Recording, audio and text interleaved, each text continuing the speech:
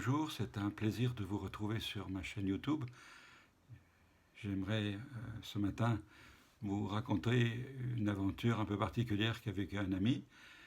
Il était dans sa ville en attendant un passage pour piétons et il était à côté d'une dame aveugle qui était là avec sa canne blanche, voulant bien faire, et il lui a dit « Ah madame, je vais vous aider à traverser ». Et la réaction de cette dame a été immédiate et surprenante. Elle s'est retournée vers lui et lui a dit simplement « Laissez-moi tranquille, je n'ai pas besoin de vous ». Mon ami a été choqué, refroidi dans son élan de générosité, et il s'est retrouvé sur le bord du trottoir à ne même pas traverser la rue. Surprenant cette réaction. On refuse d'être aidé, on refuse d'être consolé. Mais est-ce vraiment le cas de tous les gens qui sont autour de nous, surtout dans cette période de pandémie où on aurait bien besoin justement d'avoir quelqu'un qui nous parle gentiment, quitte à pouvoir nous prendre dans les bras et nous dire encore qu'il tient à nous, ou voilà. Qu'est-ce que vous pensez de tout ça? J'aimerais vous lire le texte que je trouve dans l'épître de Paul aux Corinthiens. Voici, alors écoutons ce texte si vous voulez bien. Louons Dieu, le Père de notre Seigneur Jésus-Christ, le Père riche en bonté, le Dieu qui accorde le réconfort en toute occasion. Il nous réconforte dans toutes nos détresses, afin que nous puissions réconforter ceux qui passent par toutes sortes de détresses en leur apportant le réconfort que nous avons nous-mêmes reçu de lui.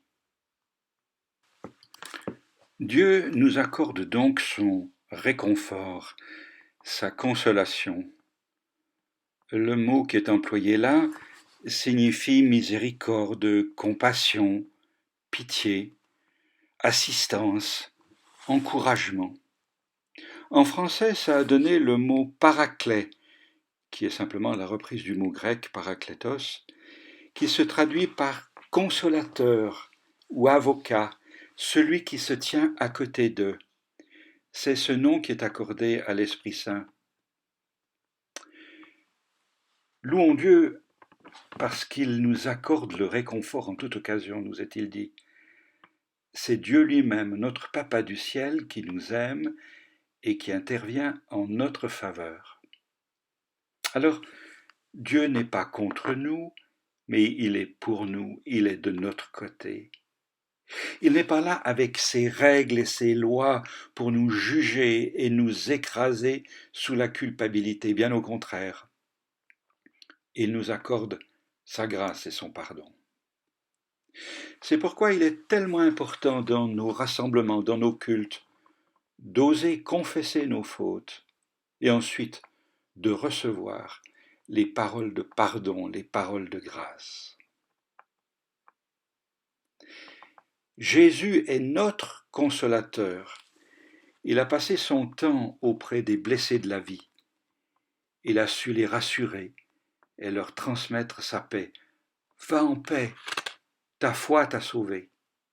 C'est lui qui a pourvu aux besoins de ceux et de celles qui lui faisaient confiance. Souvenez-vous de cette scène entre Marie, Marc et Jésus au moment de la mort de leur frère Lazare. L'Évangile nous apprend que Jésus est la preuve de l'amour de Dieu. L'apôtre Paul disait « Dieu prouve son amour envers nous lorsque nous étions encore pécheurs. Le Christ est mort pour nous. » Jésus a subi notre châtiment pour que nous puissions être en paix avec Dieu. Il est la consolation du Père à notre angoisse. Pas besoin de chercher ailleurs qu'en lui. Ce titre de consolateur est aussi donné à l'Esprit Saint. Jésus est remonté au ciel et il nous a donné son Esprit qui vient en nous dès que nous nous tournons vers Dieu et que nous recevons son pardon. L'Esprit de Dieu habite en nous en permanence. Il est toujours en nous, que nous le sentions ou pas. C'est lui qui nous donne la consolation du Père. Alors plus besoin d'aller chercher des consolations éphémères auprès de nos proches, plus besoin non plus de se consoler de toutes sortes de manières, un peu comme des petits enfants qui sucent leur pouce. Nombreux sont celles et ceux qui ont goûté à ces consolations du Père, appliquées sur le cœur par l'Esprit Saint, avec une extrême délicatesse et tendresse.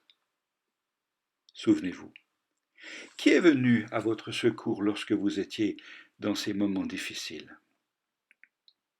Certes, Dieu utilise souvent des hommes et des femmes de bonne volonté qui nous ont souri, qui nous ont tendu la main et nous ont aidés très concrètement. Qui était derrière ces gestes pleins de gentillesse? Le Père, notre Papa du ciel. Nous ne pouvons pas garder ces trésors juste pour nous, il faut aussi que nous puissions les offrir aux autres. Il nous réconforte dans toutes nos détresses, afin que nous puissions réconforter tous ceux qui passent par toutes sortes de détresses en leur apportant le réconfort que nous avons nous-mêmes reçu de lui. Ce que tu as reçu, offre-le à ceux qui passent par l'épreuve. Consoler, tu peux consoler à ton tour. Il s'agit donc d'être attentif et avec beaucoup de tact, sans se mêler des affaires des autres, leur apporter un vrai réconfort, un vrai secours. Nous pouvons aider de manière très pratique et matérielle. Je me souviens de cet ami qui, lorsqu'il était dans le supermarché en train d'attendre qu'il y avait devant lui une dame qui évidemment n'avait plus ou pas beaucoup de moyens, a fait un clin d'œil à la caissière qu'il connaissait pour qu'elle mette le montant de la facture de cette dame sur sa facture. Et c'est lui qui a réglé. Lorsque cette dame s'est retournée pour lui dire « Mais combien je vous dois ?»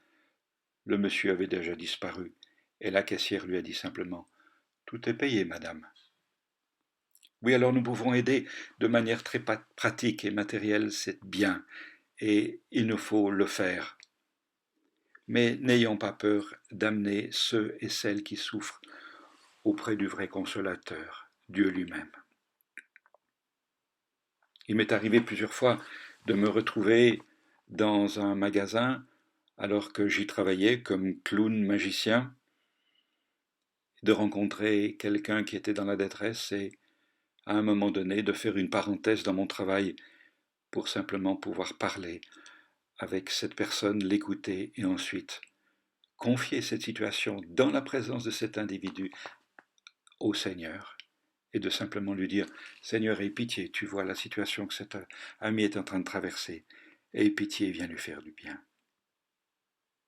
Vous serez étonné de constater que les gens sont beaucoup plus ouverts qu'on ne le pense.